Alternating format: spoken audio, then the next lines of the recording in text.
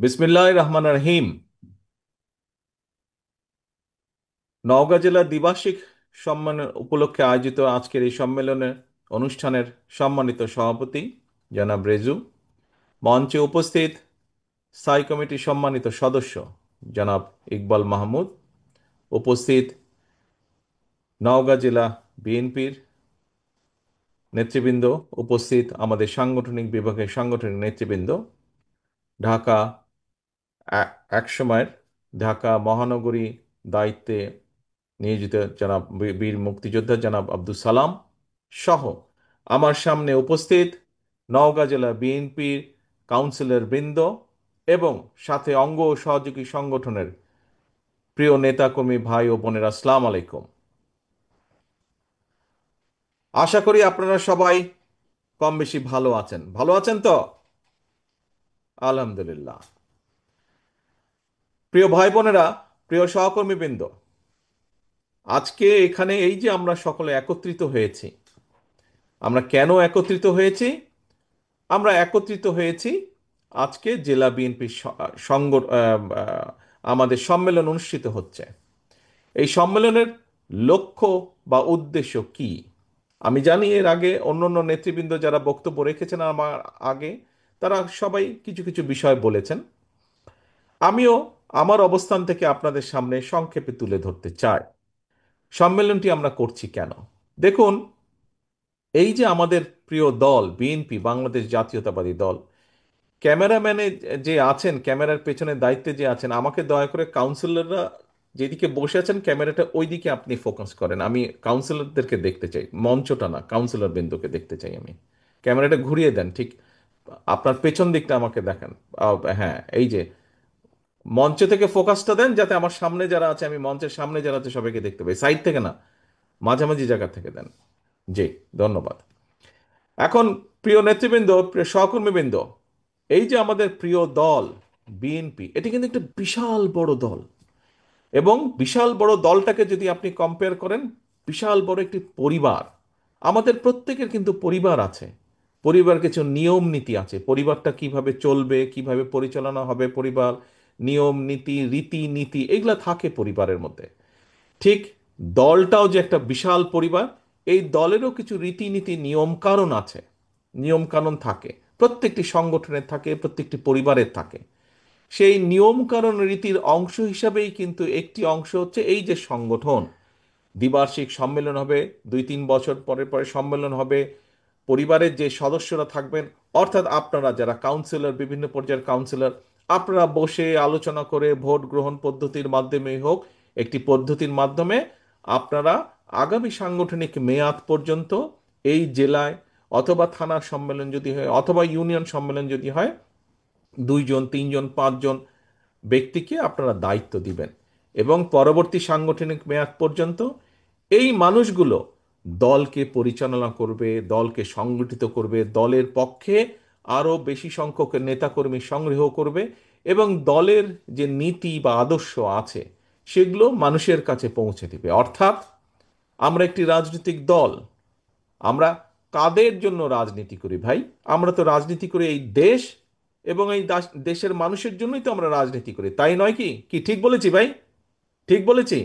এই দেশের মানুষ এবং এই দেশের জন্য আমরা রাজনীতি করি, অর্থাৎ এই দেশের মানুষের জীবনযাত্রা একটু যাতে অন্তত ভালো হতে পারে, সেই সেই বিষয়ে কি কি পরিকল্পনা আমাদের আছে, এই দেশের স্বাধীনতা, এই দেশের সার্বভৌমত্ব, এই দেশের সম্পদ, এই সবগুলোকে ঠিকভাবে রেখে কিভাবে মানুষের পক্ষে এইগুলোকে ব্যবহার করা যায়, মানুষের জন্য ব্যবহার করা যায়, এই সকল বিষয় আমাদের যে পরিকল্পনা, এগুলো মানুষের কাছে পৌঁছে দেওয়ার দায়িত্ব হচ্ছে নেতৃবৃন্দের, দায়িত্ব হচ্ছে কর্মীদের।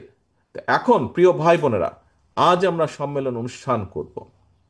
একটু পরে আমার বক্তব্য শেষ, যতটুকু আমার ধারণা আছে, আমার বক্তব্যের পরে আপনাদের ভোটাভুটি বা কাউন্সিল শুরু হবে এবং তার মাধ্যমে আপনারা নির্বাচিত করবেন। প্রিয় সহকর্মীরা, আসুন আমাদেরকে সেই মানুষগুলোকে আজকে ভেবে চিন্তে সিদ্ধান্ত নিয়ে আমাদেরকে সেই মানুষগুলোকে দায়িত্ব দিব, যারা আগামী দিন দলকে সঠিকভাবে পরিচালনা করবে। আজকে আজকে আপনারা এখানে যারা উপস্থিত আছেন, আপনাদের নিশ্চয়ই সবার একটি অভিজ্ঞতা আছে, কথাটি আমি প্রায় সব জায়গায় বলি। দেখুন, কথা তো অল্প কথা, কিন্তু খুব বেশি নেই। নতুন প্রতিদিন যে নতুন কথা বলা যায় তাও না, কিন্তু যেটা সঠিক কথা, যেটি স্বাভাবিক কথা, যেটি বাস্তব কথা, সেটি কিন্তু অল্পই হবে।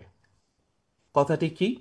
কথাটি হচ্ছে এই যে আপনাদের একটি অভিজ্ঞতা, আমার সাথে দলের বহু নেতাকর্মী এই কথাটি শেয়ার করেছেন, সেই জন্যই আমি কথাটি জানি। আমারও যখন দেশে ছিলাম আমি, সেই সময় আমিও যখন সাধারণ মানুষের কাছে গিয়েছি, কথা বলেছি, তারাও আমাকে একই কথা বলেছে। আমারও কম বেশি সেই অভিজ্ঞতাটা আছে, হয়তো আপনাদের বেশি আছে, আমার একটু কম আছে বিভিন্ন পারিপার্শ্বিকতার কারণে, কিন্তু একটু হলেও আছে আমার সেই অভিজ্ঞতা। কি সেটি? আমার পরিচয় কি? আমি একজন বিএনপি করি, হ্যাঁ। আমার পারিবারিক পরিচয় শহীদ জিয়া আমার পিতা, দেশনেত্রী খালেদা জিয়া আমার মা। কিন্তু আমার একটি পরিচয়, আমি এই বিএনপির একজন কর্মী। আপনার যেরকম বিএনপির কর্মী হিসেবে পরিচয়, আমি যখন রাস্তায় যাই, পথে হাঁটি, তখন কিন্তু আমাকে মানুষ বিএনপি হিসেবেই চেনে। কিন্তু আপনারা এই ঘরে যারা বসে আছেন, আপনারাও যখন আপনাদের এলাকা দিয়ে হাঁটেন, আপনাদের এলাকার মানুষের সাথে কথা বলেন, ধরেন কারো নাম রফিক, তো ওই এলাকায় হয়তো আরো 3টা রফিক আছে, কিন্তু আপনি এলাকা দিয়ে হেঁটে যাচ্ছেন, মানুষ কিন্তু বলে ওই যে বিএনপির রফিক হেঁটে যাচ্ছে, হয় না ভাই এরকম? আপনাকে কি বলে? বিএনপির রফিক হেঁটে যাচ্ছে। তো ব্যাপারটা হচ্ছে এরকম, আপনাকে চেনেই বিএনপি দিয়ে। এখন আপনি যখন কোথাও যান, কোনো অনুষ্ঠানে যান, সেটি পারিবারিক অনুষ্ঠান হোক, সেটি সামাজিক অনুষ্ঠান হোক, ধর্মীয় অনুষ্ঠান হোক, যেটাতেই যান, আপনার কাছে কিন্তু সাধারণ মানুষ যারা দেশ নিয়ে সচেতন, দেশ নিয়ে চিন্তাভাবনা করে, বিষয় আশয় চিন্তাভাবনা করে, ভবিষ্যৎ চিন্তাভাবনা করে, হয়তো কোনো দল তারা করে না, কোনো রাজনৈতিক দল করে না, কিন্তু ওই মানুষগুলো কিন্তু আপনাদের কাছে আসে, বিশেষ করে আপনারা যারা বিভিন্ন পর্যায়ে নেতৃত্বের দায়িত্বে আছেন, আপনাদের কাছে এসে তারা জিজ্ঞাসা করে যে আচ্ছা ভাই, কি হবে, দেশের কি অবস্থা হবে, দেশের শিক্ষার, ছেলেদের মেয়েদের শিক্ষার ব্যবস্থা কি হবে, দেশের মানুষের চিকিৎসা ব্যবস্থা কি হবে, এরকম বিভিন্ন বিষয়ে জিজ্ঞেস করে। ঠিক বললাম না ভুল বললাম? করে না? করে তো মানুষ, জিজ্ঞাসা করে। আচ্ছা, তো এখন ভাই, নিজেকে আপনি জিজ্ঞেস করেছেন কখনো? কখনো কি নিজেকে জিজ্ঞেস করেছেন কেন আপনার কাছে এসে জিজ্ঞেস করে? পাশে তো ওই যে আরো 4টা রফিক আছে, কিন্তু আপনি 5 নম্বর রফিকটা আপনাকে জিজ্ঞেস করে কেন? আপনাকে জিজ্ঞেস করে একটি কারণে, কারণ জানে আপনি বিএনপির রফিক। বিএনপির রফিক, রফিক আপনি। বাকি যারা যারা শুধুই রফিক, তাদেরকে কিন্তু দেশ নিয়ে জিজ্ঞেস করে না, তাদেরকে জনগণ নিজেদের ভবিষ্যৎ নিয়ে কিন্তু জিজ্ঞাসা করে না। আপনাকে জিজ্ঞেস করে আপনি বিএনপির রফিক। কারণ, একটি বিশেষ কারণ আছে এখানে। কারণ দেশের মানুষ বিএনপি নামক যে রাজনৈতিক দলটি, এই দলটির প্রতি মানুষ আস্থা রাখতে চায়, এই দলটির প্রতি মানুষের একটি বিশ্বাস আছে যে আচ্ছা ঠিক আছে, এরা আসলে হয়তো দেশের জন্য ভালো মন্দ একটা কিছু করবে তারা। এবং সেই জন্যই যখন আপনি যান, আপনাকে সেই বিএনপি হিসাবে তারা এসব কিছু জানতে চায়, এসব জিজ্ঞেস করে। এখন প্রিয় সহকর্মীবৃন্দ, আপনি একজন ইউনিয়নের নেতাই হন, আপনি একজন ওয়ার্ড পর্যায়ের নেতাই হন, আপনি একজন থানা বা জেলা পর্যায়ের নেতা হন না কেন, আপনাকে আজকে একটি বিষয় উপলব্ধি করতে হবে, একটি বিষয় আপনাকে অনুধাবন করতে হবে, যে বিএনপির নেতা হিসাবে আপনি যে পর্যায়েই হন না কেন, আপনার কিন্তু একটি বিরাট দায়িত্ব বোধ আছে, একটি বিরাট রেসপন্সিবিলিটি আছে আপনার এলাকার মানুষ, আপনার দেশের মানুষের প্রতি। কারণ মানুষের ওই ভরসাটা আপনার উপরে আছে, কিন্তু এই ভরসাটা ধরে রাখার দায়িত্ব কিন্তু আপনার, তাই নয় কি? আমরা আমাদের পারিবারিক অবস্থান থেকে কি দেখি? হয়তো পরিবারের কোনো মুরব্বী আছে, অথবা পরিবারের একজন সদস্য আছেন, আমরা যদি কোনো টেনশনে পড়ি, কোনো বিষয়ে কোনো কিছুর সমস্যায় পড়ি, সে পারুক না পারুক, কিন্তু তার কাছে কিন্তু আমরা পরামর্শের জন্য যাই। আচ্ছা, কার কাছে পরামর্শ নেওয়া যায়? অমুক মানুষটার কাছে পরামর্শ নেওয়া যেতে পারে। কেন? যে সে সবাইকে মোটামুটি ভালো পরামর্শ দেয়, চেষ্টা করে তাদের বিপদে আপদে থাকে, থাকে না? প্রত্যেক পরিবারেই তো থাকে আত্মীয় স্বজন, বন্ধু বান্ধবের মধ্যে এরকম একজন মানুষ থাকে। প্রিয় নেতৃবৃন্দ, সহকর্মীবৃন্দ, বিএনপি হচ্ছে দেশের মানুষের জন্য ওই রকম একজন সদস্য, ওই রকম একজন বিষয়। বিএনপি দেশের মানুষকে, দেশের মানুষ সেই জন্যই, এই দেখেন করোনা হলো, এই দেখেন বিভিন্ন সময় বন্যা হয়েছে, বিভিন্ন সময় বিভিন্ন প্রাকৃতিক দুর্যোগ হয়েছে, বিভিন্ন বিষয় হয়েছে, বিএনপির নেতাকর্মীরা কিন্তু যার যতটুকুই আছে কম বেশি, সেটি নিয়ে কিন্তু তারা সাধারণ মানুষের পাশে দাঁড়িয়েছে। প্রচুর এরকম ঘটনা আছে। দেশের সারা দেশের বিভিন্ন জায়গায় বিভিন্ন এলাকায় ঝড় তুফান যেটাই হোক, মানুষের ঘর বাড়ি ভেঙে গেছে, মানুষ অসুস্থ হয়েছে, বিএনপির নেতাকর্মীরা ডাক্তার নিয়ে গিয়েছে, তাদের ডাক্তারদেরকে নিয়ে গেছে, তাদের স্বেচ্ছাসেবক দলের নেতাকর্মীদেরকে নিয়ে গেছে, অথবা নিজেরা মিলে গ্রুপ নিয়ে গিয়েছে, যার যত চিরা মুড়ি যা পেরেছে দিয়ে কম বেশি মানুষকে সাহায্য করেছে, সহযোগিতা করেছে, মানুষ এটা দেখেছে। আপনারা দেখেছেন যখন শহীদ জিয়া দেশের দেশের দেশ পরিচালনার দায়িত্বে ছিলেন, আমরা দেখেছি তার আগে কি হয়েছে, দুর্ভিক্ষ হয়েছে, কিন্তু শহীদ জিয়া শুধুমাত্র খালগুলোকে কেটে খালে পানি এনে কৃষকের পানির ব্যবস্থা করে কিভাবে দেশের ফসল উৎপাদন দ্বিগুণ করেছিলেন, বৃদ্ধি করেছিলেন। প্রিয় ভাই বোনেরা, দেশের মানুষ প্রায় 20 কোটি। এই 20 কোটি মানুষের অর্ধেক নারী। এখন এই অর্ধেক জনসংখ্যাকে রেখে রেখে পিছনে রেখে কিন্তু আমরা দেশকে সামনে নিতে পারবো না। এবং একটি জাতিকে যদি সামনে এগিয়ে নিয়ে যেতে হয়, অন্তত বেসিক শিক্ষা ব্যবস্থাটা নিশ্চিত করতে হবে। আমরা কি দেখেছি দেশনেত্রী খালেদা জিয়ার সময়, এই অর্ধেক যে নারী সমাজ, এই নারী সমাজ যাতে শিক্ষার আলো থেকে বঞ্চিত না হয়, আমরা দেখেছি দেশনেত্রী খালেদা জিয়া নারীদের দ্বাদশ শ্রেণী পর্যন্ত নারীদের শিক্ষা ব্যবস্থা উনি বিনামূল্যের ব্যবস্থা করে দিয়েছিলেন, যাতে মেয়েরা বিনামূল্যে পড়ালেখা শিখতে পারে। এই যে মূল দুটি, এরকম আরো যদি আমরা বলি আরো অনেক এরকম বিষয় আছে, কিন্তু কি এই বিষয়গুলো, এই বিষয়গুলো দিয়ে আমি বোঝাতে চেয়েছি যে দেশের মানুষের জন্য, দেশের জন্য যে কাজটি করলে দেশ উপকৃত হবে, মানুষ উপকৃত হবে, এইরকম অনেকগুলো কাজ বিএনপি সেই সময় কাজ করেছিল। এবং এই সকল বিষয় দেখেই কিন্তু মানুষ ভরসা করে বিএনপির উপরে। প্রিয় ভাই বোনেরা, উপস্থিত সহকর্মীবৃন্দ, আপনাদের এখানে এই ঘরে যারা কাউন্সিলর হিসেবে উপস্থিত আছেন, কাউন্সিলরবৃন্দের বাইরেও বিএনপির বিভিন্ন পর্যায়ে, বিএনপির অঙ্গ সহযোগী সংগঠনের বিভিন্ন পর্যায়ের নেতাকর্মীবৃন্দ উপস্থিত আছেন, আপনাদের সবার কিন্তু একটি বিষয়ের ধারণা আছে, একটি বিষয় জানা আছে। কি? এই যে দেখুন, এখন পত্র পত্রিকা খুললে, টিভি খুললে আমরা একটি সংবাদ দেখি। কি সংবাদ? যে রিফর্ম নিয়ে, অর্থাৎ সংস্কার নিয়ে, বিভিন্ন বিষয়ে সংস্কার নিয়ে আলোচনা হচ্ছে। এই যে অন্তর্বর্তীকালীন সরকার একটি সংস্কার কমিশন করে দিয়েছে। এই কমিশন বিভিন্ন বিষয় নিয়ে আলোচনা করছে, সংস্কারের বিভিন্ন বিষয় নিয়ে, যে কি কি সংস্কার করলে দেশের কি কি ভালো হবে। নেতৃবৃন্দ,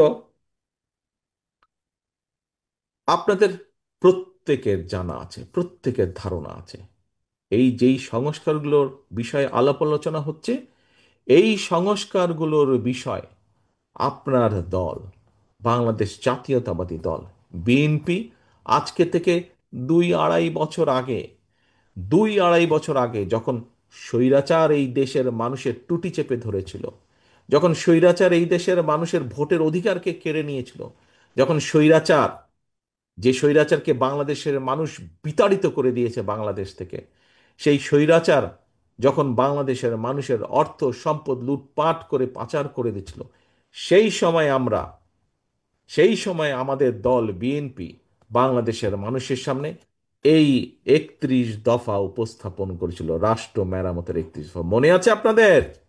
মনে আছে আপনাদের? আচ্ছা, মনে অবশ্যই আছে আপনাদের, আমি জানি। এই 31 দফার মধ্যে নিশ্চয়ই আপনারা কম বেশি সকলে দেখেছেন, এই 31 দফার মধ্যে বিএনপি কি কি সংস্কার করতে চায় রাষ্ট্রকে মেরামত করার জন্য, রাষ্ট্রকে জনগণের মতন করে গড়ে তোলার জন্য কি কি মেরামত করতে চায় রাষ্ট্র কাঠামো, সেই বিষয়গুলো সব আছে এই 31 দফার মধ্যে। আজকে যদি আপনি আপনার দলের এই 31 দফা এবং অন্তর্বর্তীকালীন সরকারের যে সংস্কার কমিশন আছে সে তাদের বক্তব্য যদি থাকেন, দেখবেন যে প্রায় সবগুলো বিষয়, 2-4টা হয়তো এদিক ওদিক থাকতে পারে, কিন্তু সবগুলো বিষয় মিলে যাচ্ছে। প্রিয় সহকর্মীবৃন্দ, যেই বিষয়গুলো এই দেশকে মেরামত করার জন্য, যে বিষয়গুলো আজকে বহু মানুষ, আমরা কাউকে ছোট করতে চাই না, আমরা কাউকে হেও করে কথা বলতে চাই না, আমরা চাই সবাইকে নিয়ে কাজ করতে, আমরা সকলকে ঐক্যবদ্ধভাবে কাজ করতে, আমরা সকলের মতামতকে সম্মান জানাতে চাই। কিন্তু গত 6 মাস 1 বছর ধরে যারা সংস্কারের কথা বলছেন, তাদের বহু আগে আপনি সংস্কারের কথা বলেছেন।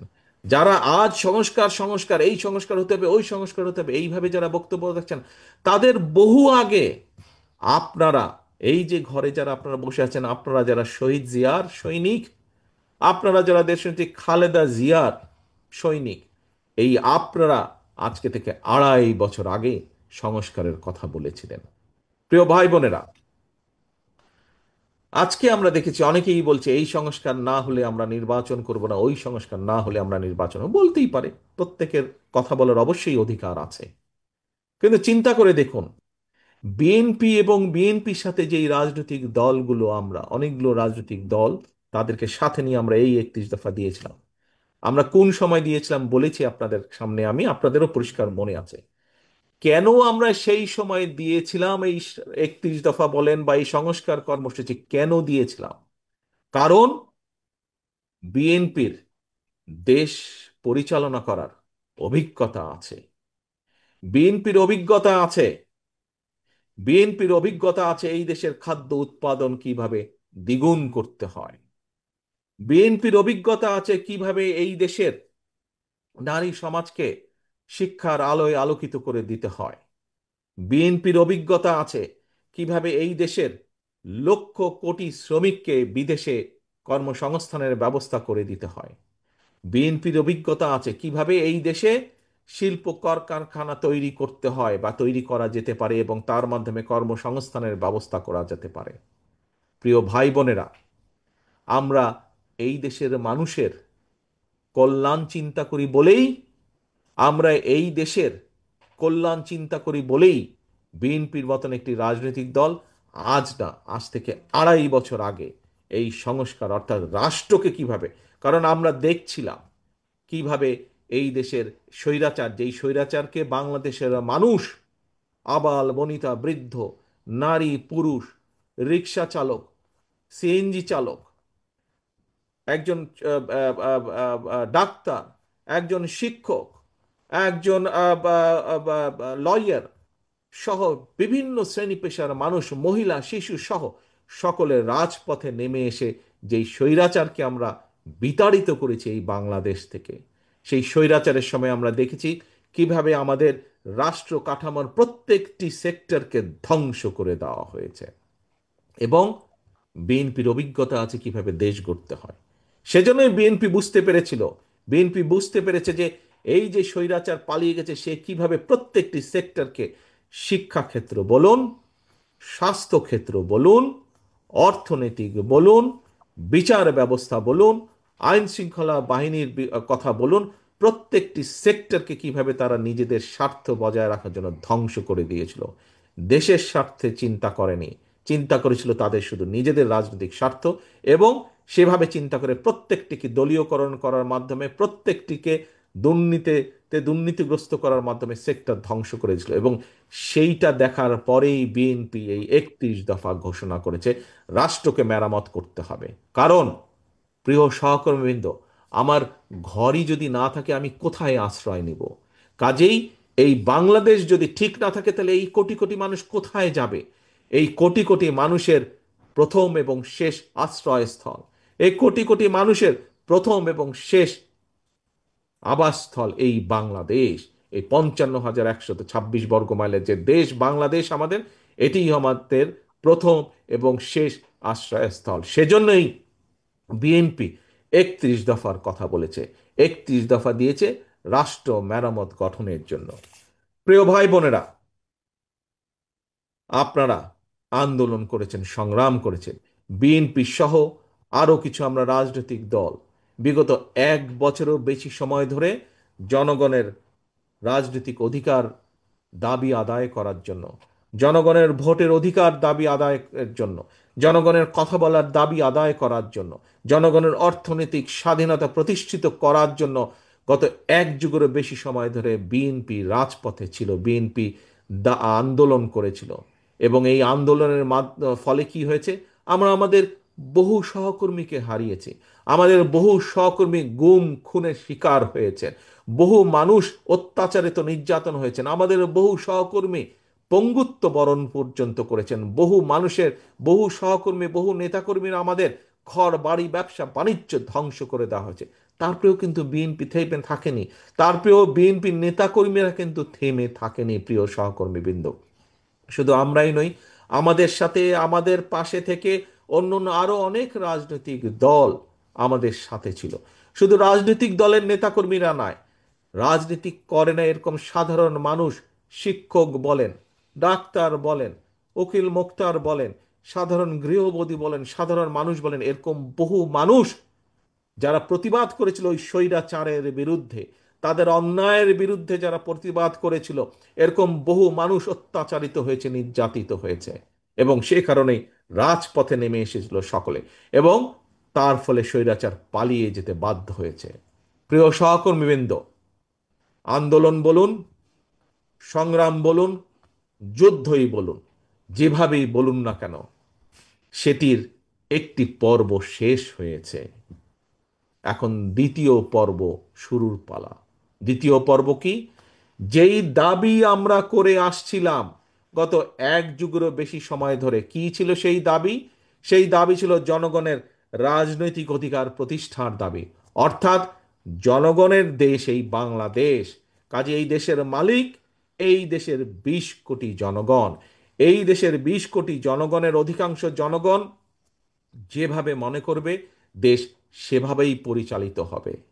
জনগণের রাজনৈতিক প্রয়োগের প্রধান হাতিয়ার কি হচ্ছে, প্রধান উপায় কি হচ্ছে? ভোটের মাধ্যমে তার অধিকার প্রয়োগ করা।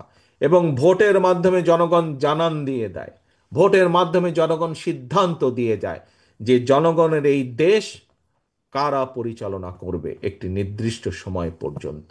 জনগণ সেই দায়িত্ব একজনকে দিয়ে দেয়। অর্থাৎ জনগণের অধিকার প্রতিষ্ঠার প্রথম, রাজনৈতিক অধিকার প্রতিষ্ঠার প্রথম পদক্ষেপ হচ্ছে ভোট, যার জন্য এই দেশের বহু মানুষ, রাজনৈতিক বিএনপি সহ বিভিন্ন রাজনৈতিক দলের বহু নেতাকর্মী গুম হয়েছে, বহু নেতাকর্মী হত্যার শিকার হয়েছে, বহু নেতাকর্মী, লক্ষ লক্ষ নেতাকর্মী জেল জুলুম কেস কাচারির মিথ্যে মামলার ক্ষতিগ্রস্ত হয়েছে।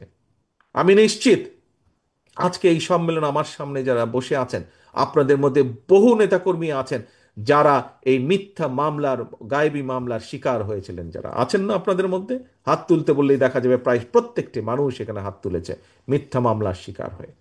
প্রিয় সহকর্মীবৃন্দ, আমাদের সামনে আমরা এখন কি দেখছি? আমরা দেখছি যে যেই দাবি আদায়ের জন্য জনগণ রাজপথে এসেছিল, জনগণ একটি স্থিতিশীলতা চায়। জনগণ চায় এই দেশের সম্পদ জনগণের স্বার্থে ব্যবহৃত হোক। জনগণ চায় এই দেশের মাটিতে আইন শৃঙ্খলা বজায় থাকুক। জনগণ চায় এই দেশের ভবিষ্যৎ শিক্ষার্থী যারা, ভবিষ্যৎ বাংলাদেশ যারা, তারা ঠিকভাবে শিক্ষার সুযোগ পায়।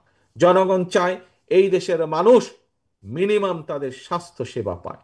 জনগণ চায় এই দেশের মানুষ তাদের যোগ্যতা মেধা অনুযায়ী চাকরি বাকরি হোক আর ব্যবসা বাণিজ্য করার সুযোগ হোক, সেই সুযোগ যাতে পায়। অর্থাৎ একটি স্বাভাবিক পরিবেশ জনগণ প্রত্যাশা করে।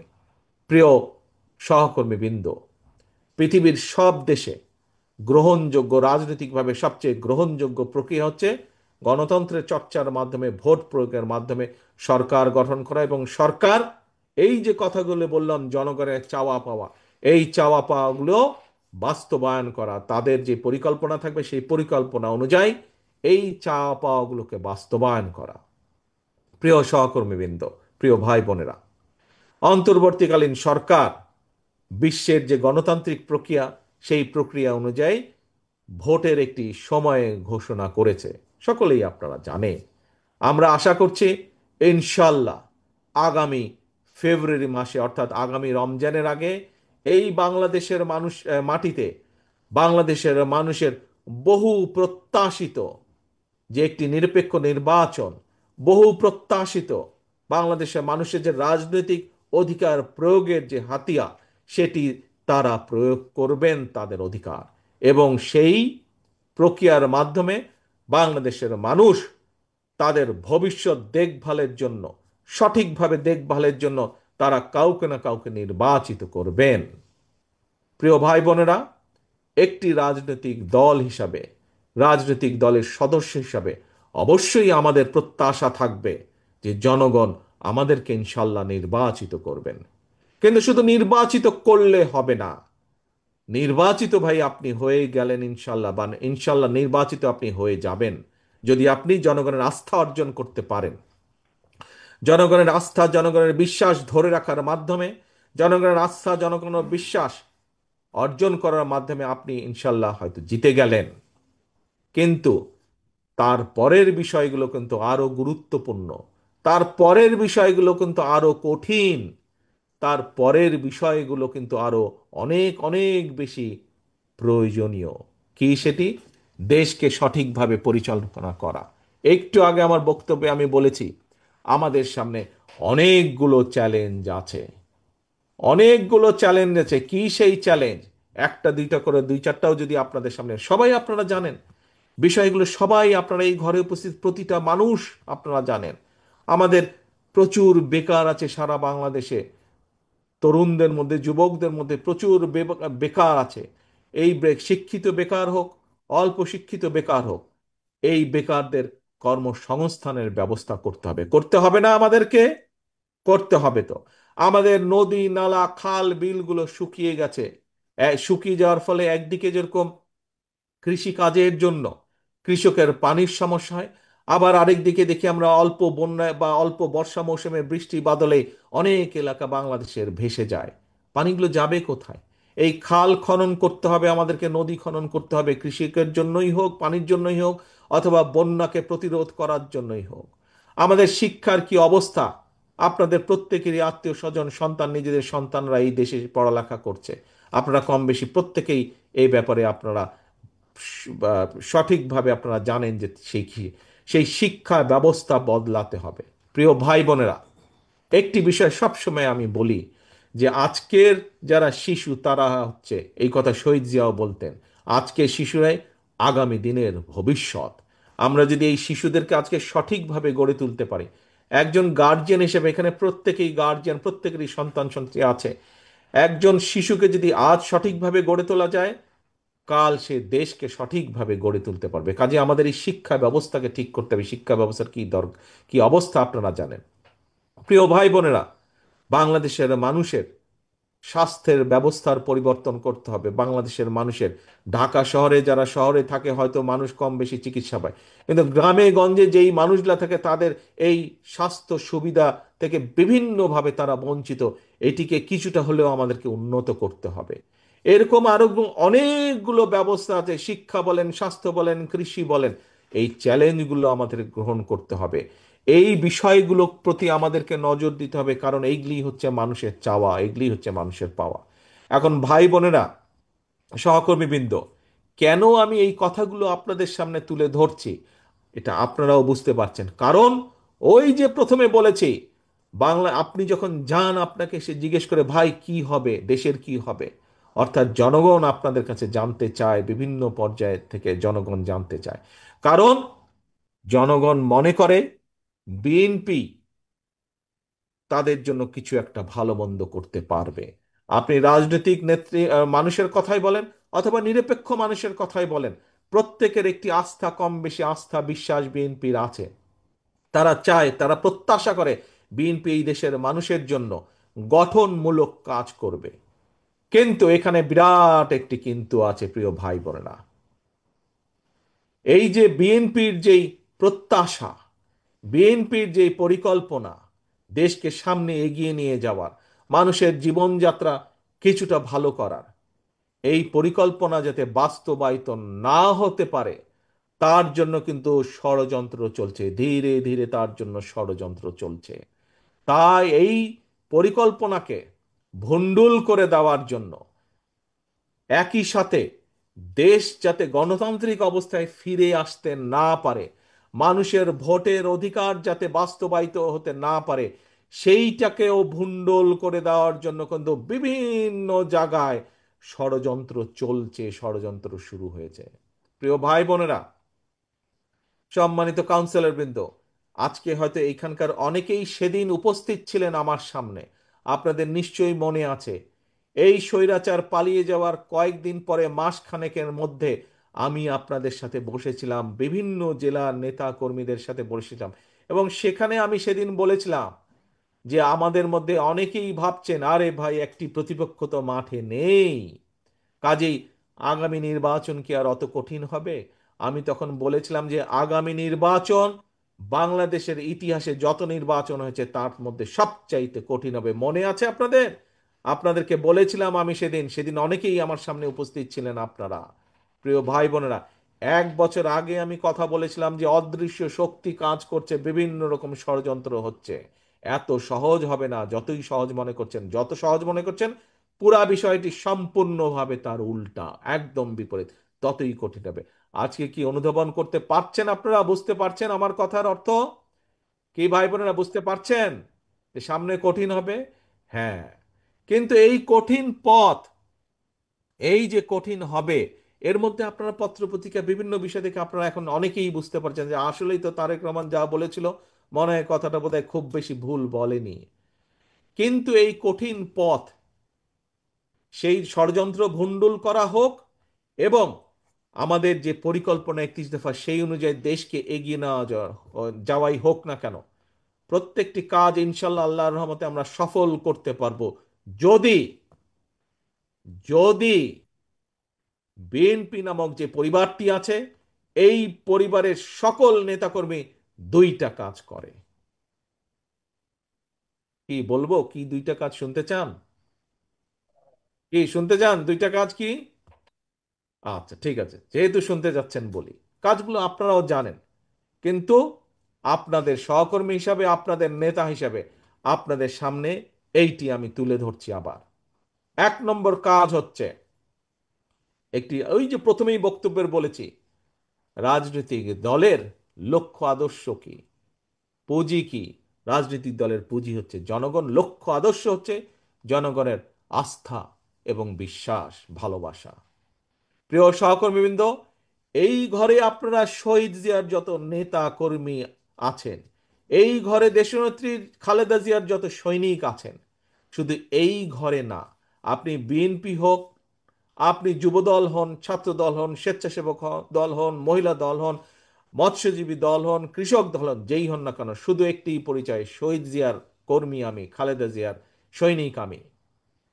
এই ঘরেই শুধু না, সারা সারা বাংলাদেশে, সমগ্র বাংলাদেশে শহীদ জিয়া খালেদা জিয়ার যত নেতাকর্মী আছে, প্রত্যেককে প্রত্যেককে সতর্ক থাকতে হবে, সচেতন থাকতে হবে একটি বিষয়, যে এমন কিছু করা যাবে না যেখানে আমাদের প্রতি জনগণের আস্থা এবং ভালোবাসা নষ্ট হোক, বিশ্বাস নষ্ট হোক।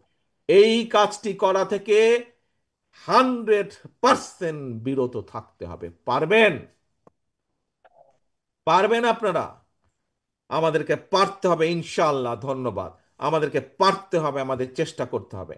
একজন আরেকজনের দিকে নজর রাখবেন, যাতে আপনার পাশের সহকর্মীটি এমন কোনো কাজ না করে যাতে করে দল ক্ষতিগ্রস্ত হয়। একই সাথে, এটার সাথে 2 নম্বরে যাবার আগে 1 নম্বরেরই একই সাথে আরেকটি বিষয় খেয়াল রাখতে হবে। প্রিয় সহকর্মীবৃন্দ, এই ঘরে যারা আছেন আপনারা, আমি একটু আগেই বলেছি, আমার ধারণা, আমি মনে করি প্রায় প্রত্যেকেই আপনারা গায়েবী মামলার শিকার হয়েছিলেন। হয়েছিলেন না? হাত তুলেন তো, কাদের বিরুদ্ধে মামলা আছে, কারা এই স্বৈরাচারের সময় শিকার হয়েছিলেন এই বিভিন্ন গায়েবী মামলার। ধন্যবাদ। আপনারা অত্যাচার নির্যাতনের শিকার হয়েছিলেন। আপনারা বছরের পর বছর আদালতের বারান্দায় ঘুরেছেন। আমাদের এমন অনেক সহকর্মী আছে যাদের জেলে থাকা অবস্থায় তাদের পরিবারের, তাদের বাবা বা মা মারা গিয়েছিলেন, হাত করা পড়া অবস্থায় তাদেরকে জানাজায় নিয়ে যাওয়া হয়েছে। আমাদের নেতাকর্মী আছে, হাত করা পড়া অবস্থায় হাসপাতালের বারান্দায় মৃত্যুবরণ করেছে বিনা চিকিৎসায়। আপনারা সেই দলের কর্মী, সেই দলের নেতা। 60 লক্ষ নেতাকর্মী আমার, যাদের বিরুদ্ধে গায়েবী মামলা, মিথ্যে মামলা ছিল। প্রিয় ভাই বোনেরা, 1 নম্বরের প্রথম কথাটি বলেছি, প্রত্যেককে আমাদের সচেতন থাকতে হবে, আমাদের দ্বারা যাতে এমন কোনো কাজ না হয়। শুধু নওগাঁ না, 64টি জেলার 872,000 গ্রামের প্রত্যেকটি নেতাকর্মীকে সচেতন থাকতে হবে, এমন কাজ যাতে না হয় যাতে করে দল ক্ষতিগ্রস্ত হয়, জনগণের আস্থা বিশ্বাস নষ্ট হয়। একই সাথে আপনাদেরকে খেয়াল রাখতে হবে, মামলা আপনারা খেয়েছেন স্বৈরাচারের সময়, অত্যাচার নির্যাতনের শিকার আপনারা হয়েছেন। আপনার বাড়িতে রাতের অন্ধকারে ওই হেলমেট বাহিনী, হাতুড়ি বাহিনী আর দলীয় পুলিশ দিয়ে অত্যাচার নির্যাতন করা হয়েছে। প্রিয় সহকর্মীবৃন্দ, আল্লাহ চায় তো ইনশাল্লাহ সামনে আপনি দেশ পরিচালনা করবেন, জনগণের জন্য কাজ করবেন। আপনি হয়তো ইনশাল্লাহ আল্লাহ চাইলে আল্লাহর রহমতে এই দেশের জনগণের সমর্থনে আপনি সরকার গঠন করবেন। আপনার পিছে কিন্তু এখন অনেক ঘুঘু ঘুরঘুর ঘুরঘুর ঘুরঘুর করছে। এই ঘুঘুদের প্রতি খেয়াল রাখতে হবে। এই ঘুঘুরা কারো না। এই ঘুঘুরা শুধু নিজের স্বার্থ বুঝে। তারা আসবে, তারা আপনাকে ব্যবহার করবে, তারা আপনার সুনাম নষ্ট করবে, নিজেদের স্বার্থ অধিকার করবে। তারা দলের সুনাম নষ্ট করবে, নিজেদের স্বার্থ অধিকার করবে। আবার সুসুর করে দুঃসময় দেখলে তারা পালিয়ে যাবে। এই ঘুঘুরা যাতে আসতে না পারে, এই দলের স্বার্থকে নিজের স্বার্থে ব্যবহার করার জন্য সুযোগ না পায়, এই খেয়াল আপনাদেরকে রাখতে হবে। পারবেন? পারবেন এই ঘুঘুদেরকে দূরে রাখতে? এই ঘুঘুরা শুধু নিজেদের, এরা কারো না। এই ঘুঘুদের প্রতি সতর্ক দৃষ্টি রাখতে হবে। আসুন সহকর্মীবৃন্দ, এবার দ্বিতীয় পয়েন্টটা বলি। ওই যে ওই ষড়যন্ত্রকে যদি ঠেকিয়ে দিতে হয়, মানুষের অধিকার গণতন্ত্র প্রতিষ্ঠার ষড়যন্ত্রকে যদি ঠেকিয়ে দিতে হয়, যদি আপনার এই 31 দফা দেশ এবং জনগণের জন্য 31 দফা যেটি আপনি দিয়েছেন, সেটিকে যদি বাস্তবায়ন করতে হয়, তাহলে অবশ্যই, অবশ্যই এবং অবশ্যই শহীদ জিয়া, খালেদা জিয়ার প্রত্যেকটি সৈনিককে আপন ভাইয়ের মতন, আপন ভাই বোনের মতন ঐক্যবদ্ধ থাকতে হবে যে কোনো মূল্যে। পারবেন? কে ভাইরা, পারবেন না কে? এই রে দুর্বল, একদম হাত তুলে বলতে পারে না পারবো। জোরে বলেন পারবো ইনশাল্লাহ। প্রতিজ্ঞা করেন আল্লাহর নামে যে ইনশাল্লাহ আমরা ঐক্যবদ্ধ থাকতে পারবো। ধন্যবাদ সকলকে। এখন প্রিয় ভাই বোনেরা, তাহলে এই আজকের যে সম্মেলন, এই সম্মেলন যে নওগাঁ জেলার যে বিএনপি সম্মেলন, এই সম্মেলনের মাধ্যমে, এবং আরেকটি জিনিস খেয়াল রাখতে হবে, 1 নম্বরে যেই বিষয়গুলো বলেছি, আপনার এখানে বিএনপির নেতা কর্মী সবাই, অর্থাৎ মূল সংগঠনের, আমাদের আরো অনেকগুলো অঙ্গ এবং সহযোগী সংগঠন আছে, তাদের সকলের গার্জিয়ান আপনারা। বুঝেন তো নাকি? এটা তো বোঝেন, আপনারা গার্জিয়ান বিএনপি হিসাবে। গার্জিয়ান হিসাবে আপনাদের দায়িত্ব থাকবে সকল অঙ্গ এবং সহযোগী সংগঠনের যে নেতাকর্মী আছে, তাদের প্রতিও নজর রাখা, যাতে তাদের মধ্যেও কেউ এমন কোনো কাজ করতে না পারে যাতে জনগণের আস্থা এবং বিশ্বাস নষ্ট হয় বিএনপির প্রতি। এইটি গার্জিয়ান হিসাবে আপনাদেরকে এই দায়িত্ব পালন করতে হবে। এখন প্রিয় ভাই বোনেরা, ভোটের টাইম হয়ে যাচ্ছে, অনেক লম্বা কথা বলে ফেলেছি আমি। আসেন, আজকের এই যে সম্মেলন, এই সম্মেলনেতে একটি লক্ষ্য উদ্দেশ্য কি? আমরা ঠান্ডা মাথায় সুন্দর করে বিবেচনা করে আমরা আগামী সাংগঠনিক মেয়াদ পর্যন্ত কারা নওগাঁ জেলায় দল পরিচালনা করবেন, তাদেরকে আমরা দায়িত্ব দিব। আজকে এখানে টোটাল কতজন দেখলাম? টোটাল প্রায় 15-16 জনের মতন বিভিন্ন 3টি পদে যারা এখানে কম্পিটিশন করবেন বা যারা কাউন্সিলরদের মতামত চাইবেন, আপনারা যে কোনো কয়েকজন ব্যক্তিকে দায়িত্ব দিবেন। এটি হচ্ছে আজকে আমাদের যেমন মূল বিষয়। একই সাথে আসুন আমরা তাহলে দুটি বিষয় আজকে এখানে প্রতিজ্ঞা করি। এক, যে কোনো মূল্যে নওগাঁ জেলার নেতা কর্মীরা আপন ভাই ভাইয়ের মতন, আপন ভাই বোনের মতন ঐক্যবদ্ধ থাকবে। এক। এবং দুই, যে কোনো মূল্যে নওগাঁ জেলার প্রত্যেকটি শহীদ জিয়া, খালেদা জিয়ার প্রত্যেকটি নেতাকর্মী সর্বোচ্চ চেষ্টা করবে জনগণের আস্থা এবং ভালোবাসা, বিশ্বাস ধরে রাখার জন্য সর্বোচ্চ তারা চেষ্টা করবে। কি ভাই, এই দুটো প্রতিজ্ঞা আমরা করলাম আজকে আমাদের সম্মেলনে, ইনশাল্লাহ। প্রিয় ভাই বোনেরা, পরিশেষে আমি আজকে যে নির্বাচন পরিচালনা কমিটির প্রত্যেকটি সদস্যকে আজকের এই এই পর্যন্ত যে সুন্দরভাবে অনুষ্ঠানটি সম্পন্ন হয়েছে, তার জন্য তাদের সকলকে আন্তরিকভাবে ধন্যবাদ জানাতে চাই। এবং আমি প্রত্যাশা করব এতক্ষণ সুন্দরভাবে যেভাবে এই অংশটি পরিচালিত হলো বা সম্পন্ন হলো, আমাদের পরবর্তী যে সম্মেলনের অংশ, সেটি ইনশাল্লাহ সফলভাবে পরিচালিত হবে, সফলভাবে সম্পন্ন হবে। প্রিয় ভাই বোনেরা, সম্মেলনের সার্থকতা সফলতা কামনা করে এবং এবং আপনারা হাত তুলে আল্লাহর নামে যে দুটি প্রতিজ্ঞা করলেন, দলকে ঐক্যবদ্ধ রাখার এবং দলের প্রতি জনগণের আস্থা এবং বিশ্বাসকে ধরে রাখার যে দুটি প্রতিজ্ঞা করলেন, আপনারা অক্ষরে অক্ষরে সেই দুটি প্রতিজ্ঞা পালন করবেন, এই প্রত্যাশা রেখে আমি আমার বক্তব্য শেষ করছি। আল্লাহ হাফেজ। বাংলাদেশ জিন্দাবাদ। বাংলাদেশ জাতীয়তাবাদী দল জিন্দাবাদ।